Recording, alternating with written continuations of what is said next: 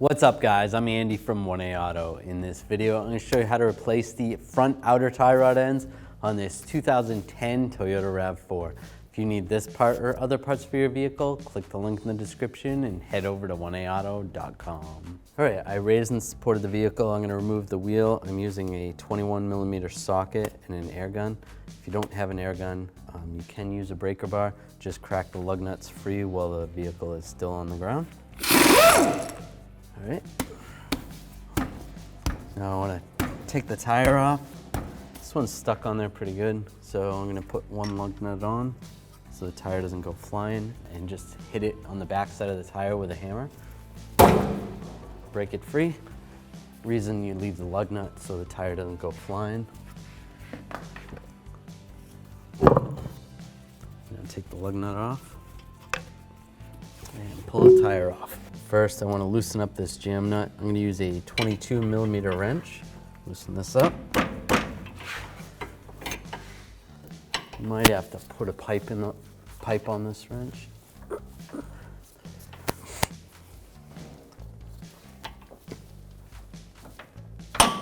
we go. Just loosen that up.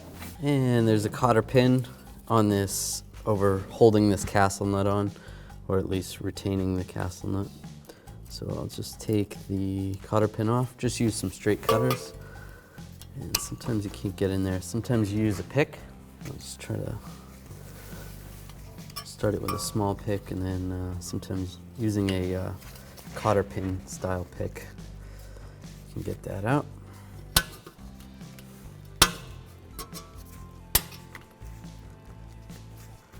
And slide that cotter pin out.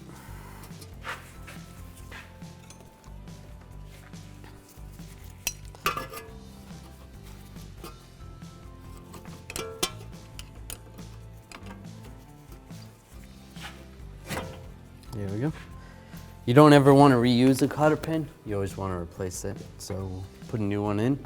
Take a 17mm socket and a ratchet. Loosen up this castle nut. It's a little bit rusty. I'm going to spray some rust penetrant on there. There we go. And loosen it up. All right, before I take that nut all the way off, I am going to use a punch and a hammer and just hammer down on the stud part of the tie rod. You could use a fork, or there's other type tools that you could use to press this out, but this will work.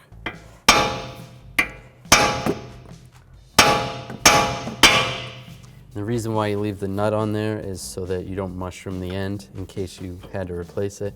If you don't have to replace it, it doesn't matter. Take the nut off. You can slide the outer tie rod off there. Now we can take this off. I like to count the threads so that when you put the new one back in, the alignment is at least going to be kind of close. So 1, 2, 3, 4, 5, 6, 13, 14. All right, then I'm just gonna write the number somewhere, 14, just so I remember. You could write it anywhere you want. Here's the old part. Here's the new outer tie rod from 1aauto.com. It's the same shape as the old one, has the same ball stud. And it comes with a new nut. It actually comes with a locking nut with a nylon locker. Get yours at 1aauto.com and be ready to rock and roll.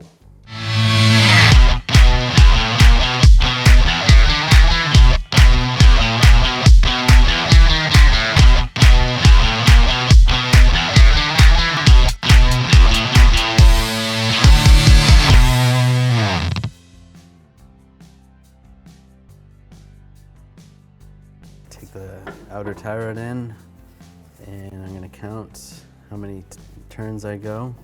So I want 14 total. 1, 2, 3, 13, 14. All right. And take the nut off. I'll just slide this in position.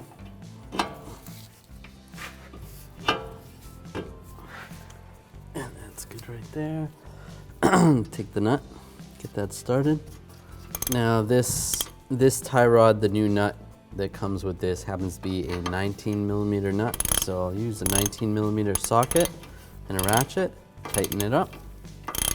Now if the stud starts spinning, what you're gonna have to do, and it looks like it's not spinning, so that's good.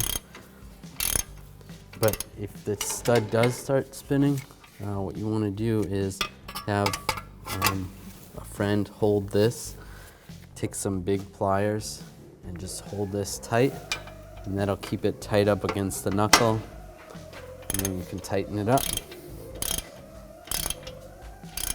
That's good.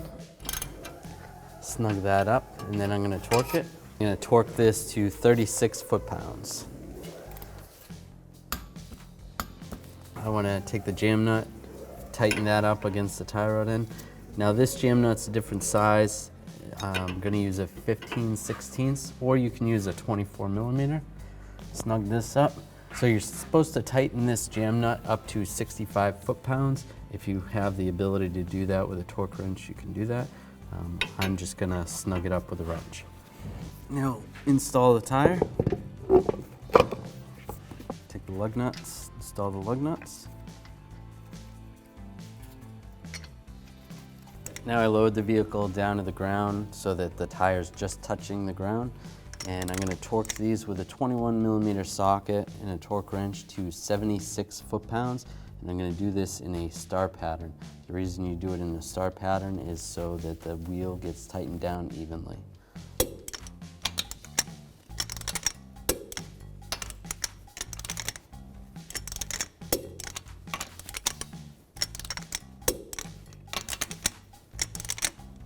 And then I always like to go around again just to double check. Whenever you do a job like the one we did today, you're gonna wanna go to a local shop and have your alignment adjusted, because you don't wanna end up with premature tire wear. Whenever you change components or even remove them and reinstall them, things change, and you wanna make sure everything is lined up so you're good to go. Thanks for watching. If you want the parts to do it yourself, check out oneaauto.com, the place for DIY auto repair.